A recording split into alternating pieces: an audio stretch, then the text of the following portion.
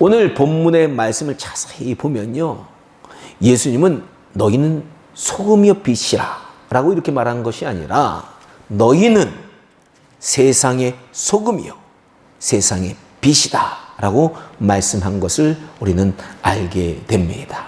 즉 우리 기독교인들은 돌 닦는 많은 세상 사람들처럼 외딴 섬이나 깊은 산속이 아니라 많은 사람들이 함께 살아가는 세상 속에서 살면서 소금과 빛의 역할을 감당해야 된다라는 그런 의미 있는 말씀이다라고 할 수 있습니다.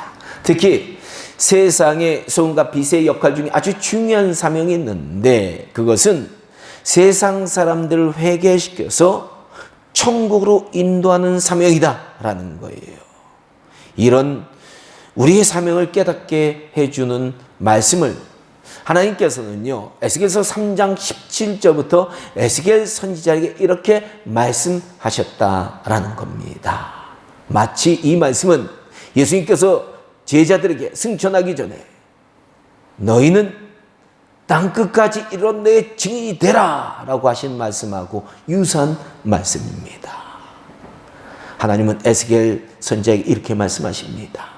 인자야, 내가 너를 이스라엘 족속의 파수꾼으로 세웠으니 너는 내 말을 듣고 나를 대신하여 그들을 깨우치라.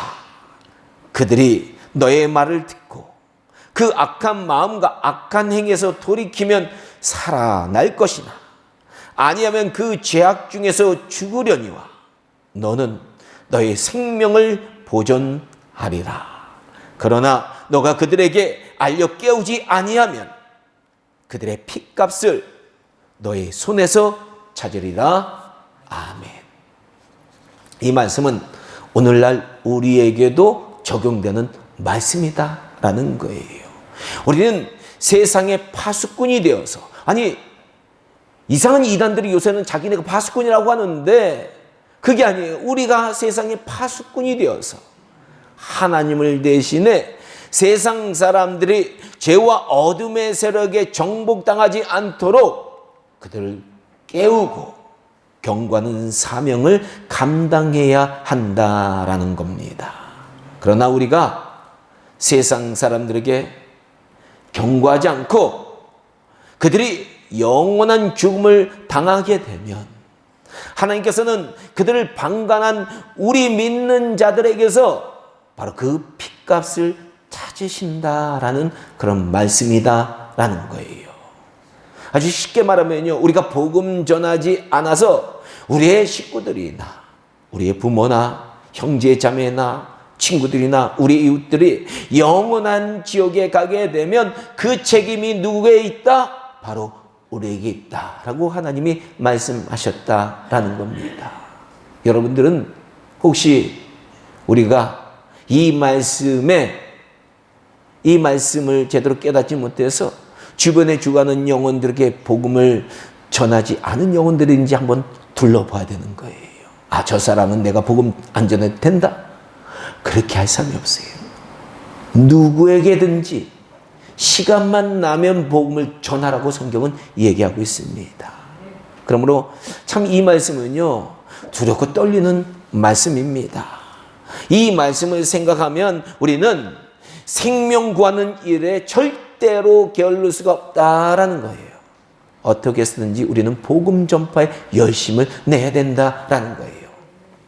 제가 코로나 때 참 놀란 그런 모습을 보았습니다. 그게 뭐냐면요, 명동에 갔는데 이 명동에 정말로 허리가 아주 구부정하신 한 권사님이 나와서 전도지를 그 더운데도 나눠주고 계신 거예요. 그러면서 열심히 복음을 전하더라고요. 야, 보니까 영락교회 권사님이에요. 제가 그 모습을 보고 부끄러웠어요. 야, 나는 저렇게 열심히 복음 전파하지 못하고 있는데 과연 하나님께서 내 주변에 있는 그 생명들을 나에게 찾으신다면 내가 어떻게 대답해야 될까? 너 요때 그 시간에 뭐 했니? 복음 전해야 되는데 그때 딴짓 하지 않았니? 이렇게 물어오시면 제가 대답 못할 수 있다는 거예요. 참 두렵고 떨리는 그러한 말씀이다 라는 거예요. 창세기를 보면요, 바로 이런 사명을 제대로 감당한 사람이 없어서 멸망한 도시들이 나온다라는 거예요. 바로 여러분들이 잘 아는 소돔과 고모라이다라는 겁니다. 창세기 13장 13절에서 소돔 사람은 악하여 여호와의 큰 죄인이었다라고 말을 하고 있습니다. 그래서 하나님께서 하루는요, 이 아브라함을 찾아오셔서 이렇게 말씀을 하십니다. 소돔과 고모라에 대한 부름이 크고, 이게 무슨 얘기예요? 이게 땅에서 부르짖는다라는 표현인데, 이것은 살인을 많이 했다는 거예요. 많은 사람을 죽였다라는 그런 표현입니다. 그 죄악이 심히 중하니 내가 이제 내려가 확인하려 하노라. 그때 아브라함은요, 깜짝 놀라서 하나님께 호소를 하기 시작합니다. 의인 50명만 있어도 그 도시를 멸망시키지 말아달라고 그는 간청하기 시작합니다. 이 하나님께서는 그렇게 하겠다고 대답해 주십니다. 하지만 이 아브라함이 소돔과 고모라의 죄악성을 잘 알고 있었어요. 그래서 50명은 도저히 안 될 것이다, 의인 50명은 절대로 없을 것이다 라고 생각하고 45명만 있어도 멸망시키지 말아달라고 호소를 했다가, 아니 40명, 아니 30명, 아니 20명, 아니 10명만 있어도 절대로 멸망시키지 말아달라고 6번이나 간절히 하나님께 간청을 했다라는 겁니다. 이 이야기를 우리가 들으면서 그냥 옛날 이야기를 들으면 안 돼요. 우리도 과연 우리 주변에 있는 영혼들을 위해서 이렇게 간청하고 있느냐 라는 것을 우리가 돌아봐야 되는 거예요. 아, 이런 사람들도 있는데 나는 너무 게을르지 않았나 라고 돌아봐야 되는 겁니다. 그런데 안타깝게도요, 이런 기도가 있어도 소돔과 고모라는 의인 10명이 없어서 불과 유황에 멸망당하고 말았다라는 겁니다. 우리는 이 소돔과 고모라를 통해서 의인의 가치가 얼마나 대단한지 알게 된다라는 거예요. 오늘날과 같이 죄악이 가득 찬 이 세상을 하나님께서 멸하시지 않는 이유가 뭐냐 하면요, 바로 아직도 이 세상에는 에녹처럼 하나님과 함께 동행하면서 살면서 세상을 위해서 기도하는 의인들이 남아있기 때문에 하나님께서 이 세상을 심판하지 않고 계신다라는 겁니다. 바로 여러분들처럼 열심히 하나님 앞에 무릎 꿇어 기도하는 분들이 있기에 하나님은 아직 이 세상을 심판하지 않고 있다라는 거예요. 하지만 누가복음 18장 8절에서 주님께서는 제자들에게 이렇게 말씀하셨다라는 거예요. 내가 너에게 이르노니 인자가 올 때, 인자가 누굽니까? 예수님입니다. 내가 올 때 세상에서 믿음을 보겠느냐? 그렇습니다. 예수님께서 다시 이 세상에서 오시는 그때에는 세상이 예수님을 잘 믿는 의인이 사라져서 예수님께서 세상을 심판하러 오신다라는 겁니다. 여러분들이 아시는 대로 초림하시는 예수님은 세상을 무엇하러 오셨어요? 세상을 구원하러 오셨지만 이제 다시 이 세상에 재림하시는 예수님은 무엇하러 이 세상에 오시냐? 세상을 심판하러 오신다라는 것 여러분들 아셔야 된다라는 거예요. 그러므로 우리 크리스찬들은 세상이 심판하지 않도록 하기 위해서 우리가 무엇을, 심판받지 않도록 하기 위해서 우리가 무엇을 해야 됩니까? 나가서 전도해야 되는 거예요. 회개시켜서 예수님을 믿게 하는 사역에 우리는 열심을 내야 된다는 겁니다. 이런 우리의 전도의 사역은요, 세상을 의인으로 가득 채워서 하나님의 진노하심에 세상을 구하는 아주 귀한 사역이다라는 거예요. 이걸 세상 사람들이 모르기 때문에 세상 사람들은 전도하면 방해하고요, 핍박하고 그런 거예요. 그러나 이 전도는 교회에 전도된 백성들을 많이 채워서 이 세상을 멸망으로부터 구하는 유일한 길이다라는 것을 우리는 알아야 됩니다. 그런데 성경은 사람들을 교회에 다니게 한다고 다 의인이 되는 것이 아니다라는 것을 우리에게 알려줍니다. 로마서 2장 13절은 하나님 앞에서는 율법을 듣는 자가 의인이 아니요 오직 율법을 행하는 자라야 의롭다 하심을 얻느니라 라고 말하고 있습니다. 그렇습니다. 교회 나와서 우리처럼 하나님의 말씀을 듣는다고 다 의인이 되는 것이 아니다라는 거예요.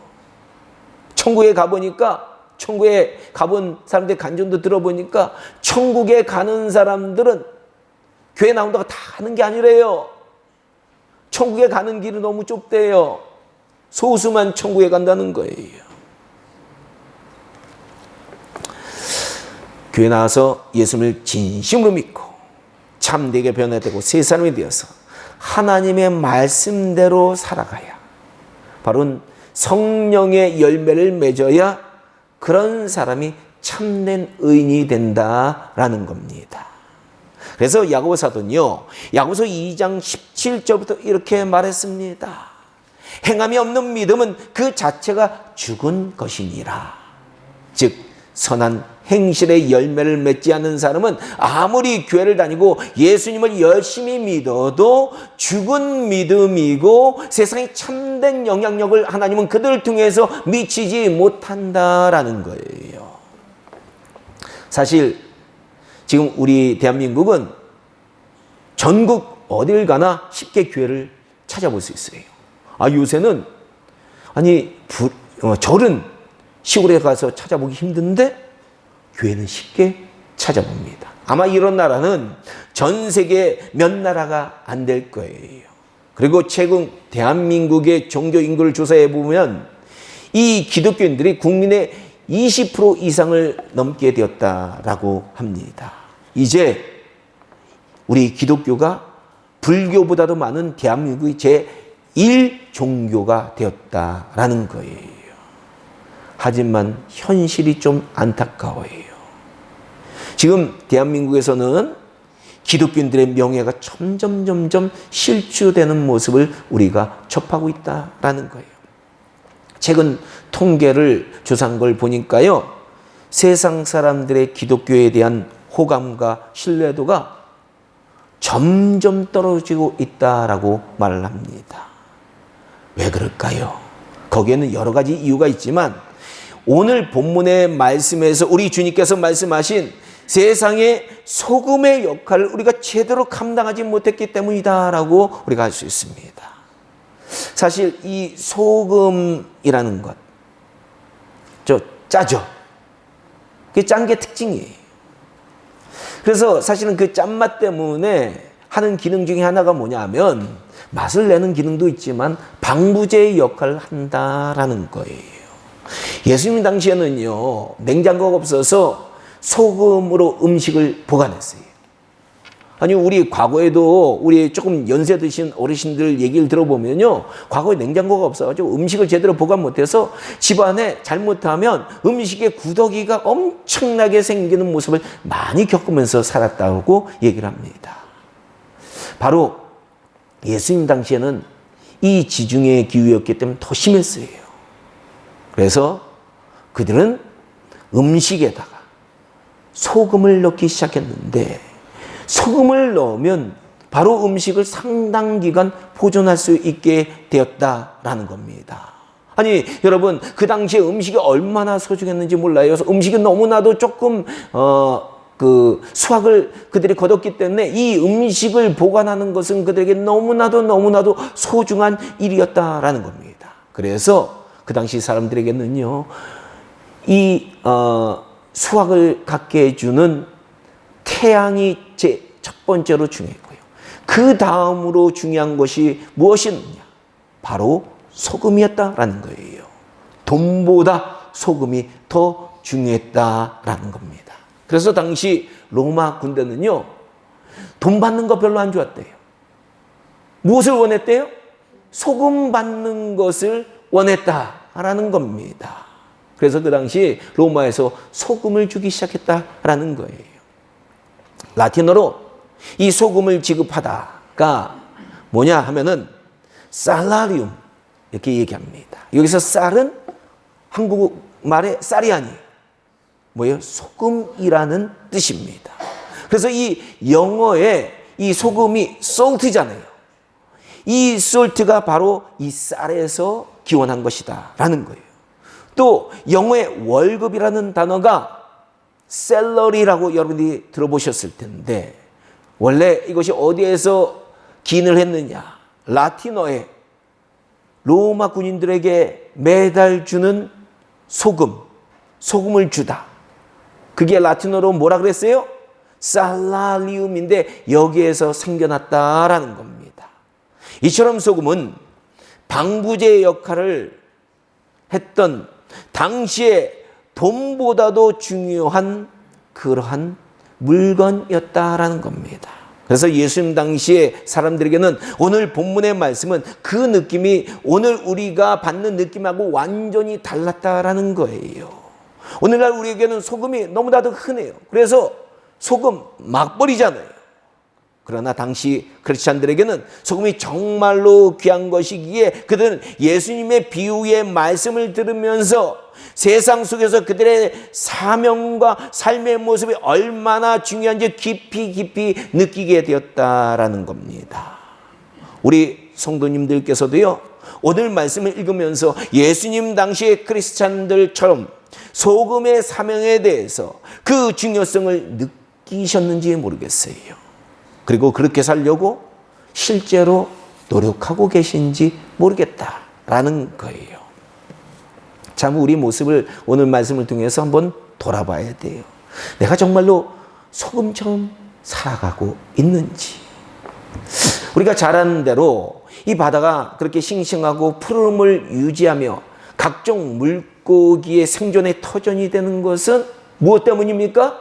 바다가 썩지 않는 이유는 무엇 때문이에요? 바다 전체를 채우고 있는 소금이 아니라 0.3% 정도를 채우고 있는 이 염분 때문에 바다는 썩지 않고 이 바다에서 생명이 살 수 있다라는 겁니다. 이처럼 만약 우리 기독교인들도 세상 속에서 소금의 역할을 제대로 감당한다면 세상은 우리 기독교인들을 통해서 썩지 않고 그 생명이 계속적으로 유지될 수 있게 된다라는 거예요. 그래서 우리 기독교인들의 사명이 엄청나게 중요한 거예요. 소금의 사명을 갖고 있거든요. 그러나 우리가 소금의 맛을 잃어버리게 되면 본문 13절에서 예수님께서 말씀하신 대로 아무 쓸데없어 다만 밖에 버려서 밟히는 신세가 될 뿐이다 라는 겁니다. 가정주부들 잘 아실 거예요. 아니 소금인데 맛이 짜지 않아요. 그러면은 이게 찌개 할 때 안 넣어요. 버릴 수밖에 없는 거예요.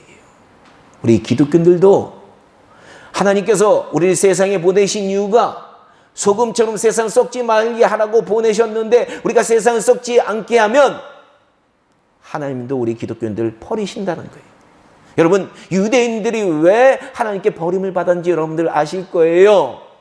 하나님께서 온 인류를 하나님께 돌아오게 하는 그 제사장의 사명을 감당하라고 그들에게 대제사장의 그 직책을 주셨는데 그들이 감당하지 않은 거예요. 그래서 결국에는 버림받게 되었다는 거예요. 그러니까 우리도 이런 사명 감당하지 못하면 우리 삶이 하나님 앞에 버림받을 수 있다는 것을 우리가 생각하면서 우리 기독교 한 개인 얘기하는 게 아니라 우리 기독교 전체를 얘기하는 거예요. 그래서 우리도 정신 바짝 차려야 된다라는 겁니다. 그런데 오늘 본문에서 예수님께서는 빛을 통해서 바로 이 소금의 역할이 무엇인지 알기 쉽게 더 설명하고 계신다라는 거예요. 사실 빛은 어둠을 몰아내고 그 가운데 있는 것을 환하게 드러내는 특징을 갖고 있다라고 할 수 있어요. 바로 오늘 본문에서 우리 믿는 자들이 집안 모든 사람들에게 비치는 등불처럼 세상의 빛이 되어야 한다고 예수님께서 말씀하신 것은 소금의 역할을 부연 설명하신 주님의 말씀이다라고 할 수 있습니다. 그렇다면 이 빛이 무엇을 의미하냐라는 거예요. 우리가 세상의 빛이라 그러는데 이 빛의 역할이 무엇을 의미하냐라는 겁니다. 그러면 소금의 역할도 우리가 알 수 있거든요. 오늘 본문 16절에서 예수님은요, 이 빛이 우리의 착한 행실이다라고 말씀하셨다라는 겁니다. 그리고 또 말씀하시기를 세상 사람들은 우리의 착한 행실을 보고 하늘에 계신 하나님 아버지께 영광을 돌리게 된다라고 말씀을 하셨다는 거예요. 맞습니다.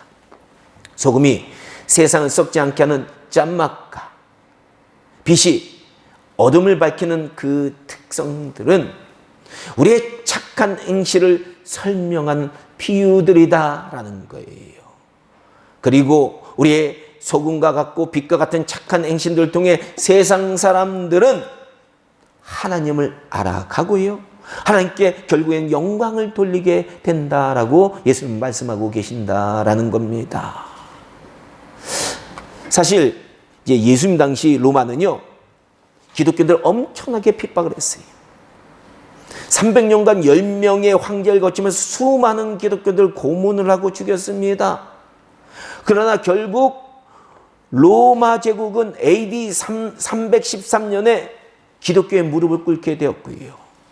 로마의 콘스탄틴 황제는 이제는 기독교인들을 핍박하는 것을 금하는 법을 제정하게 되었고요. 그때부터 기독교는 점점 그때부터 로마는 점점 복음화되어서 로마의 공식 종교가 바로 기독교가 되었다라는 겁니다. 근데 당시 놀라운 사실은요, 로마 안에서 죽음을 무릅쓰고 자신을 기독교인이라고 당당히 고백한 신앙인들은 소수였다라고 얘기합니다. 어떤 학자들이 얘기하면 한 3% 정도뿐이 안 됐다라는 거예요. 그러면 우리 2부 예배 성도님들 중에 몇 명 안 돼요? 몇 명 안 돼요? 아마 한 명도 안 될 수가 있어요. 아마 우리가 로마 시대 때 살았으면 나 예수님 안 믿어요 라고 로마 군인들 앞에서 얘기하고 예수님 잘못했어요, 나 예수님 믿어요, 이렇게 이중적인 모습으로 신앙생활을 했을 수도 있어요. 그러나 그 당시에 3% 정도 되는 신앙인들은 참 신앙인이죠. 이들은 엄청난 핍박과 고난 앞에서도 정말로 깨끗하고 서로 사랑하며 존중하면서 그들은 살았기에 그들을 핍박하던 많은 로마 사람들조차 성적으로 도덕적으로 타락하고 부패한 로마를 되살릴 수 있는 사람들은 오직 로마 안에 오직 기독교인들 뿐이라고 생각하는 사람들이 많아졌다라는 겁니다. 그래서 나중에는 남자들도 아니 아내가 교회 다니는 거 핍박했지만 예수님 믿는 거 핍박했지만 나중에는 남자들이 부패하게 살다가도 타락해서 살다가도 결혼은 신앙 있는 여자들하고 하는 그런 풍조가 생겼다는 거예요. 당시 크리스천들은 돈보다 이웃사랑이 먼저였어요. 그들은 사람 취급 안 하는 노예들을 이 형제와 자매로 받아들여서 동등하게 대우했고요. 어렵고 힘든 사람들이 있으면 그냥 넘어가지 못했어요. 반드시 도와줬어요. 우리는 어렵고 힘든 사람 보면 요새 우리는 어때요? 하나님 죄송합니다, 다음에 돕겠어요. 그렇게 할 때가 많죠. 심지어는 제가 여러 번 얘기했지만 사람들이 전염병에 죽으면 세상 사람들은 자신들이 전염될까 봐 얼씬도 하지 않지만 아무도 그 시체를 치우는데 그 가족들을 도와주지 않았는데, 아니 우리 그 당시에 기독교인들은 목숨을 걸고 시체를 매장까지 도와줬고 그 남은 유족들을 가까이 하고 위로해 줬다라는 겁니다. 아니 세상 사람들은 전염병에 자신들이 걸릴까 봐 그들을 멀리 했는데 우리 기독교인들은 안 그랬다라는 거예요. 저는 이런 역사적인 사실들을 보면서요, 참 이번 코로나 사태 안타까운 우리 기독교의 모습을 많이 봅니다. 아니, 많은 기독교인들이 예배드리게 하겠다, 예배드린다고 열심히 모이겠다고 그렇게 모였는데 정부에 반항까지 하면서 모인 그런 교회들도 있어요. 그런데 그런 사람들이 코로나 걸린 사람 옆에는 안 가더라고요. 어려운 가운데 이 겪은 사람들, 그 사람들은 도와주러 안 가더라고요. 코로나에 걸려가지고 죽어가는 사람들, 그 가족들에게는 안 가는 거예요. 만약에 우리 기독교인들이 그런 예배드리는 열정을 가지고 그 죽어가는 사람들 도와주러 열심히 우리가 쫓아갔다면 아마 이 코로나 기간 동안에 세상은 우리 교회를 엄청나게 칭찬했을 거예요. 근데 접근 방법이 달라요. 우리가 하나님을 진짜 사랑했다면 그렇지 않았을 거예요. 진짜로 그들에게 가서 열심히 도와줬을 거예요. 근데 요새 우리 기독교가 뭔가는 핀트가 어긋났어요. 기독교인들의 신앙생활의 방법에 뭔가는 핀트가 어긋나 있는 거예요. 과거에 우리 신앙의 선조들과 비교해보면 뭔가 핀트가 어긋나 있어요. 바로 이런 이 과거의 기독교인들의 선한 행실 때문에 당시 로마 사람들은 기독교인들에게서 그들을 썩지 않게 하고 밝힐 수 있는 소금과 빛의 역할을 발견하게 되었고요. 이 영향력으로 로마 제국은 박해가 금지되자마자 급속도로 복음화되었다라는 겁니다. 이와 마찬가지로 우리 한민족도 과거에는 교회에서, 기독교회에서 희망과 소망을 느꼈다라는 거예요. 우리 한민족의 신앙의 선배들은 자신이 배가 고파서 굶더라도 주변의 이웃을 돕는 것이 우선이었고요. 자신의 개인적 욕망과 이익보다 개인적 그 소망과 비전보다는 교회와 공동체와 나라 민족을 위해서 자신을 희생했던 사람들이 너무나도 교회 안에는 많았기에 이 모습을 세상 사람들이 보고 나중에 어떻게 교회를 평가했느냐? 세상에 많은 사람들이, 많은 부모님들이 나는 비록 교회를 나가지 않지만 너희 자녀들은 교회에 나가서 좋은 것 배워라 라고 그렇게 추천했다라는 거예요. 그런데 지금 그렇게 추천하나요? 아니, 교회 다니는 부모조차 주일날 학원 한다면 학원을 먼저 보내고 교회 안 보내는 그런 상황이 됐는데 어떻게 우리가 세상에 빛이 되겠느냐라는 거예요. 그런 모습까지는 절대 안 돼요. 근데 지금 북한에는요, 우리 남한과는 다른 모습이 일어나고 있어요. 우리가 아는 대로 북한은 하나님을 저버리고요, 공산주의를 선택하고 이 김일성 가문의 3대 독재로 너무나도 가난해졌어요. 하나님께서 이 북한과 남한을 이렇게 끝까지 인류 가운데 남겨두시는 이유가 뭐냐 하면은 인류에게 교훈을 주시기 위해서 그런 거예요. 그게 뭐예요? 하나님을 저버리고 하나님을 거부하는 사상을 택하게 되면 저주를 받게 된다는 거, 북한처럼이에요. 그러나 하나님을 선택하고 신앙 가운데 바르게 서게 되면 우리의 남한처럼 하나님께서 복을 주신다는 것을 인류에게 보여주시기 위해서 이렇게 끝까지 남한과 북한의 통일을 미루고 계시는데 인류는 이것을 보면서도 깨닫지 못하고 있다라는 거예요. 참 안타까워요. 아니, 하여튼 그래서 오늘날 북한의 많은 거리에는 가난이 덮쳐서 쓰레기 더미를 뒤져서 썩은 음식을 먹고 사는 고아 거지들인 꽃제비들이 가득하다라고 탈북자들이 얘기합니다. 그런데 이 탈북자들이 얘기하는 것이 이 꽃제비들을, 북한의 거지들을 돕고 이들에게 먹을 것을 주는 사람들이 누구냐? 다름이 아닌 바로 북한의 지하교회 기독교인들이 그들에게 도움의 손길을 베푼다라고 간증을 하는 거예요. 제가 그걸 보면서 북한에는 앞으로 희망은 있겠다, 이런 생각을 했어요. 다른 북한 사람들은 자기도 어렵기 때문에 꽃제비들이 죽어나가건 전혀 상관을 안 하고 있습니다. 그래서 겨울만 되면 이 북한에는 꽃제비들의 시신들이 산더미처럼 쌓인다는 거예요. 얼어 죽어가지고요. 굶어 죽어서. 그런데 기독교는 그걸 보면서 외면 못하는 거예요.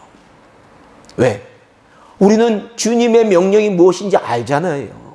주님이 원하는 것이 무엇인지 알잖아요. 그러니까 그런 모습을 보면 가만히 못 있는 거예요. 그러다 보니까 북한 당국은 꽃제비들을 돕는 사람들을 몇 명을 잡다 보니까 이 사람들이 누구인지를 알게 된 거예요. 아니, 기독교인이란 걸, 지하교의 기독교인이란 걸 알게 된 거예요. 그래서 지금은요, 꽃제비를 돕는 사람들을 유심히 본대요. 아, 이 사람들 기독교인일 것이다. 그래가지고 끝까지 추적해가지고 기독교인들을 발견해가지고 그들을 정치범 수용소로 보낸다는 겁니다. 그런데 이 정치범 수용소에 갔다 오신 분들의 간증도 들어보면 어떠냐 하면요, 이 정치범 수용소에 수많은 기독교인들이 있대요. 수만 명의 기독교인들이 있는데 그들의 모습을 보면 한결같이 최고의 악질로 북한에서는 생각하는데 그들을 너무나도 공기고 그들을 너무나도 학대하고 그들을 너무나도 힘든 가혹한 일들을 시키다 보니까 그들의 뼈들이 다 난장이처럼 휘었다라는 거예요. 그리고 가죽이, 피부가 뼈에 거의 붙어 있대. 야, 그런데도 그들의 모습을 보고 한 탈북자가 얘기하는데 그들의 얼굴에는 광채가 나더래요. 광채가 나는 거예요. 왜? 천국에 대한 소망이 있으니까요. 저는 그 얘기를 들으면서 야, 이 북녘 땅에 30만 명뿐이 안 되는 지하교회 성도들의 그 영향력과 그 선한 행실로 또 그들을 도우시고 그들과 함께 하신 전능하신 하나님의 역사심으로 북한이 아무도 모르게 복음의 국가로 변화되는 기적 같은 역사가 속히 일어나기를 간절히 소망하고 기도했다라는 겁니다. 그런 역사가 일어나길 간절히 소망합니다. 그런 역사가 일어나야 돼요. 그래서 그렇게 되면 아마 북한이 하나님께서 더 많이 쓰실 수도 있어요. 이제 남한 많이 쓰셨는데 북한으로 촛대를 옮기실 수도 있는 거예요. 마지막으로 한 가지 더 말씀드릴 것은 우리가 명심해야 될 것이 있는데요. 그것은 우리가 빚의 근원이 아니다라는 거예요. 에베소서 5장 14절 하반절 이렇게 말합니다. 그리스도께서 너희에게 비추이시리라. 이 말씀은 우리의 빚의 근원이신 예수님께서 우리에게 빚을 비춰주신다라는 거예요. 그래서 우리가 이 세상에 빚을 비칠 수 있는 것도 우리가 뭐 선해서 그런 것이 아니라 예수님께서 우리에게 빚을 비춰주시기 때문에 우리가 그 빚을 받아서 세상 속에서 우리가 빚을 비추게 된다라는 겁니다. 그러므로 우리 성도님들은 우리가 선한 행실을 할 수 있도록 할 수 있는 그런 존재다, 그런 착각을 하면 안 되는 거예요. 그런 착각하게 되면 바로 교만이 우리 삶에 찾아들어오게 됩니다. 우리의 선행이 오히려 세상에서 역효과를 일으키게 된다라는 거 여러분들 아셔야 됩니다. 신약 성경에 보니까요, 서기관들과 바리새인들 어땠습니까? 자신들이 선한 행동한 걸 사람들에게 알리려고 엄청나게 노력했어요. 그런데 그 선한 행동이 좋은 효과를 일으켰나요? 사회를 변화를 일으키는 효과를 일으켰나요? 절대 그렇지 않아요. 오히려 우리 예수님께 책망받는, 하나님께 책망받는 그런 선한 행동이었다라는 거예요. 그러나 우리가 겸손해서 우린 단지 근원 되시는 예수님의 빛을 반사해서 비추는 제2차적인 빛에 불과하다라는 것을 알고 우리가 겸손하게 선한 행실을 하게 되면 우리의 선한 행실은 세상을 변화시키는 참된 선행이 되기 시작한다라는 겁니다. 그리고 그런 선한 행동을 하는 사람들은 가만히 보니까 떠벌리지 않아요. 오른손이 하는 것을 왼손이 모르게 선을 한다 하는 거예요. 옛날에는 우리 기독교가 그런 게 많아졌는데 요새는 기독교 단체들도 선한 행동을 하면서 광고를 내고 온갖 광고를 내고 떠벌려요. 성경적인 기준에 보면 그게 맞는지 모르겠어요. 안 맞는 것 같아요. 말씀을 마치겠습니다. 부디 우리 성민교회 성도님들은 세상의 소음과 빛의 역할을 감당해서 우리의 전도와 선한 행실로 세상을 구원하고 세상에 썩지 않도록 하고 그 어둠을 비추는 귀한 사명을 잘 감당하기를 주님의 이름으로 축원합니다. 그러면 우리가 장차 주님 앞에 반드시 설 텐데 우리가 어느 편에 서게 되느냐? 염소인 왼쪽이 아니라 영원한 천국을 선물로 받는 양의 자리, 바로 주님의 오른편에 너는 오른편으로 서라 라는 그런 축복을 받게 된다라는 것 여러분들 명심하시기 바랍니다. 바로 이런 축복이 우리 개인의 삶과 또 우리 성민교회와 또 우리 민족의 교회와 우리 세계교회 가운데 일어나서 진짜 이제는 21세기의 우리 기독교는 세상의 소음과 빛의 역할을 잘 감당하는 그런 크리스찬들과 교회들이 다 되기를 주님의 이름으로 간절히 소원합니다. 기도하겠습니다.